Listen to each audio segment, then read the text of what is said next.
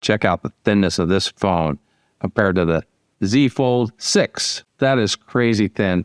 And even when you fold them up, it is remarkably thin as well. And today we're going to talk about this phone that is not the Oppo Find N5. Let's get to it. Now, many of you already know, because I've said it many times in the comment section, I got the Honor Magic B3. This phone has been impressive even from the unboxing. Of course, it is a large box, but this thing comes with all the accessories. It came with the case right here, very similar to that of the Oppo Find N, where it's got that hinge cover right there. And it kicks down right here. That'll hold up the phone at various angles. We'll look at that here closely. And this one also comes with a cover screen border, which is pretty thin and flimsy, but I don't know if I'll put that on there because I do like my phones pretty much bare. So what I want to do is give you my first impressions of this phone. And I'll tell you what, I am pleasantly surprised just by the sheer size of it, comparing it to all the other foldables that I have here. This thing is remarkably thin. Now the Oppo's like 4.2 something. I think it's 2.3 or 2.1. And this thing's 4.35. So not much thicker at all. And the question you want to remain to the end for is, what do they pack in this thing with that little bit of extra space compared to the Oppo Find N5? So let's take a look. So first off, this thing clearly is very similar in design. The differences I think I noticed right off is this one still has the rounded edges, which is okay. I think I've grown accustomed to the straight edges like you have here on the OnePlus Open. See how it's flat versus this rounded. And of course, even the Samsung and the Pixel Fold went straight edge. So this is clearly like a last year's model, but it's only, what, 6 months old? But I think it looks really nice all the way around. Now we're going to get into that screen here in just a moment.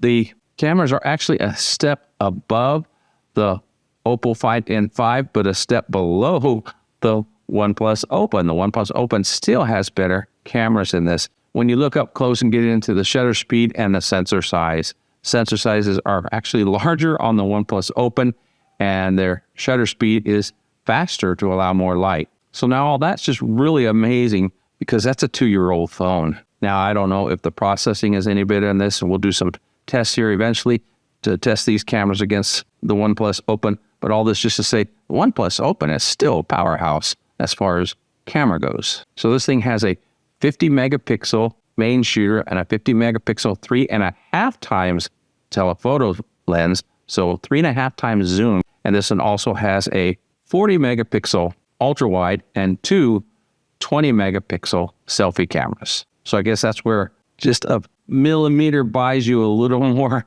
quality cameras. Now the screen on this thing is gorgeous, as you can see here, and the brightness is incredible. It's a lot more than all the other phones I have. This thing gets really, really bright, and probably gonna wash out if I put it to full brightness here on screen. So this thing is very visible outside, and it's also got a kind of an anti-reflective coating on it. Now the external screen on this thing is actually a 6.4 inch screen, where on the OnePlus Open, it is a 6.3. I'll show you right here, side by side. You can see it's just a little bit larger, and you could barely tell here. I can tell on certain web pages because it does provide more view on the web pages. But I can tell you the angle doesn't make it look like it, that's for sure. But let's say when you put this on top, you can see we'll line up the bottom. You can see there's a little more screen here. And when we line these up here, you can see there's a little more screen on top. It's quite a bit. It's a little bit thicker on top. You're just going to have to trust me that it's hard to really show that on screen. Hey, I want to take a quick second and thank you for tuning in to the channel and watching me talk about the Honor Magic B3 and give you my first impression. Would you do me a favor while you're here? Go ahead and smash that like button down below because it does help out the channel and it helps me be able to afford to bring you more content such as phones like this. So take just a second, smash that like button, and now let's get back to the video. Now here's something you can see on these screens here. I can get 5 apps across on the Magic, where on the OnePlus Open, I can only get 4. And as you can see, I already did a lot of setting up on my home screen. Now let's go ahead and open this bad boy up. You see it's a beautiful screen on the inside. And real quickly, I just want to show you some features that this has that you don't get on the OnePlus Open. And that is you can stack widgets, which is really cool because you can stack widgets on my Galaxy S25. You can't do it on the Z Fold yet, not until they get the update, which who knows when that's going to be. This also has Android 15 already on it. So they are up to date on this phone. I don't understand what's going on with Samsung. But back to this, I regress. This is a very customizable phone here. As you can see, you can actually do the large folders or you can shrink them down, whatever you want to do. I like doing a few of them large that I use most of the time. And this is a really neat thing here. It's called AI Suggestions.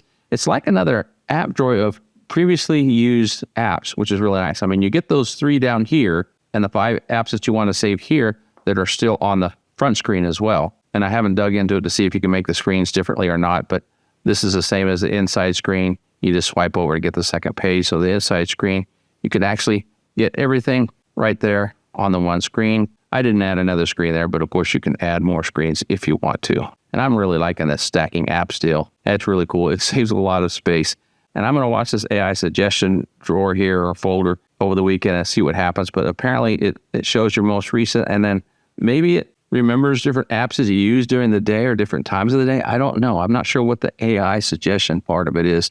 Maybe somebody out there knows. Let me know in the comments if you do. But I got to dig into that. And what's really nice about this one is you pinch to get to your home screen wallpaper, and you, instead of widgets, they call them cards, but you can go in and you can customize all these different things here. And then it actually has classic widgets, so you can pull the widgets off of your different apps. So there's plenty of customization going on here. So this thing doesn't just have a sidebar. It has a thing called a magic portal where it has the different apps that you can put in, and you can do it on either side, which is pretty nifty. So from here, you can actually open up other apps and create some multitasking, or you could take something from an open app, drag it over to one of these other apps, and it'll automatically put it in there so you could do some editing or whatever. I haven't really dug into it much. It's just some things that I've seen so far on reviews. So I'll have to dig into that and give that to you on my next review. But some things that I want to know that I didn't know and didn't see is you can actually do app pairing here, where you pair a couple of apps. So you click on them and there they are together. And what's really nice is you can take these apps, you got a line at the top, and you can go full screen here, which is really nice. You can hit that line, and then it has these different options here. Like this one makes it a floater. So now it's a small floater, where you can go back to full screen. And then when you have a full screen app, you can actually drag it down, put it here to the side, and now it's on the side, and then you pick another app that you want, let's say YouTube. So now you've got 2 apps open side by side. And on this one, which you can't do on some of the other phones, like the Pixel 9 Pro Fold doesn't allow you to do this, you could take this and you could swap the apps, and you can actually turn them into horizontal split as well. You can't do that on the Pixel 9 Pro Fold. And then, of course, go back. And then, of course, you could do a horizontal swap, swapping up and down. And you can actually size them. You can't resize on the Pixel that well either. I think this is a combination of Pixel, OnePlus, and even Samsung. I think they kind of steal from everybody to put this thing together, which gives you a really nice device. Now let's go ahead here and open up one of my apps here. Here, a little narrow, but it is going to be a much wider screen. And then the internal, so it's got a good sound. So here's something also that's interesting. The volume control is on the opposite side of the power button and fingerprint scanner, except when you close it, then they are right by each other. Now, a lot of people are complaining that the Oppo volume control is way too high. Not so on this one, and I think it's because it's not as tall of a phone. Now, to compare a phone that's just as tall, grab the iPhone Max. You can see here how much taller it is. It's just a little bit taller and maybe a little bit wider on the Oppo Find N5. As for me, this phone and the S25 Ultra, they are just really huge. The Ultra is even bigger. And I mention that because I'm not real comfortable with a big phone like this. It's really big in my hand. I have smaller hands. And what's really nice is this thing is really a happy medium in size. Here you have the OnePlus Open, just a little bit smaller. I don't know if you can see the tier there. A little bit shorter, and then it just kind of tears up. And for me, I felt like this was nearly the perfect size. It just needed to be a little bit wider, which is what you actually get with the Honor Magic V3. So for me, this is the perfect size. So if you don't want something as ginormous as this, then the Oppo Find N5 may not be the phone for you. It may be something like this, or you wait for the next version. Now, this phone does have the Snapdragon 8 Gen 3 in it versus the 8 Gen 2 that you get in the OnePlus Open. So this has the newer chip because it came out last year, but it doesn't have the 8 Elite like you get in the S25. and I will do some comparisons between all these phones so that you can see the difference in performance and if it really makes a difference. So that's about all I have for you in today's video.